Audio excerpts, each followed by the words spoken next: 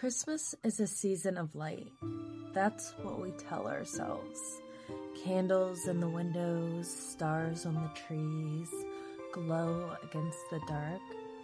But the winter was never kind to humanity, and before Christmas became soft, it was sharp, dangerous, a season where survival depended on obedience, tradition, and fear. Tonight we step back into the colder time, a time when Christmas wasn't safe, because some legends weren't meant to comfort you, they were meant to watch you.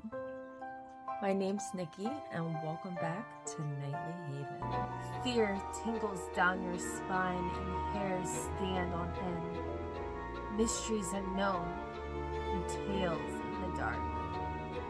Are you ready? Hello? High in the Alpine region of Australia and Germany, winter arrives like a predator.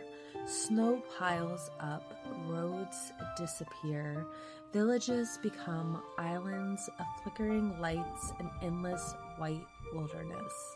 And Christmas does not come alone.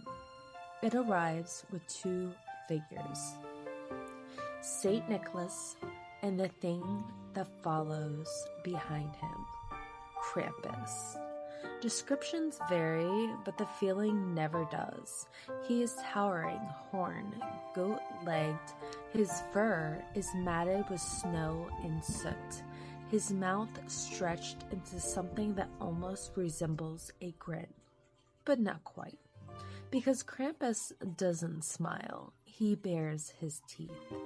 Folklore tells us Krampus carries chains, sometimes said to be forged in hell itself, and bundles of birch branches used to beat misbehaving children.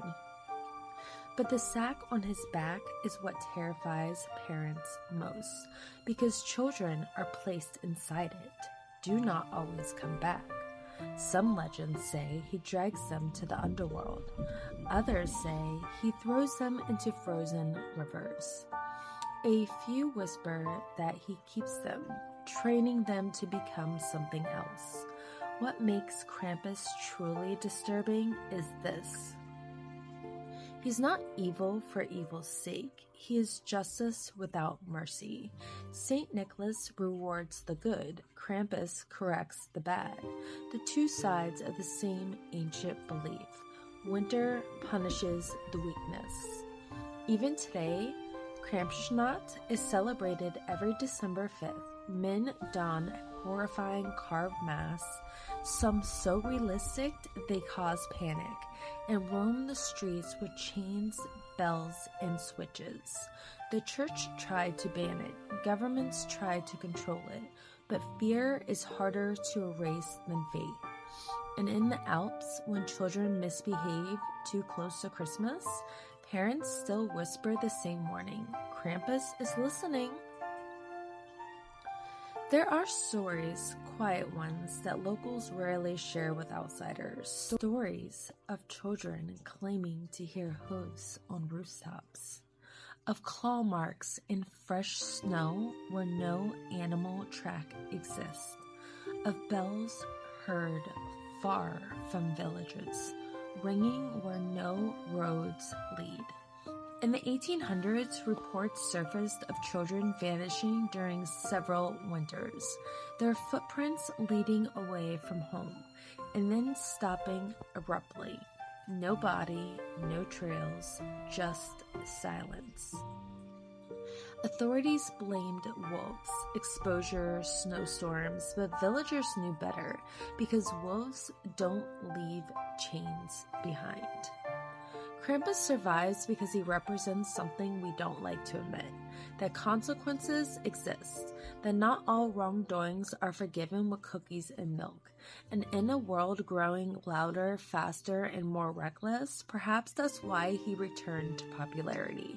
Because deep down, we remember winter always collects its debts. But Krampus is only the beginning, because somewhere beyond the mountains, a woman walks the snow. and she knows everything you've done. She comes during the 12 nights of Christmas, the space between the old year and the new, a time once believed to be thin, when spirits crossed freely. Her name is Frau Perchta, and she is not fooled by appearances. Sometimes she appears as a radiant woman dressed in white.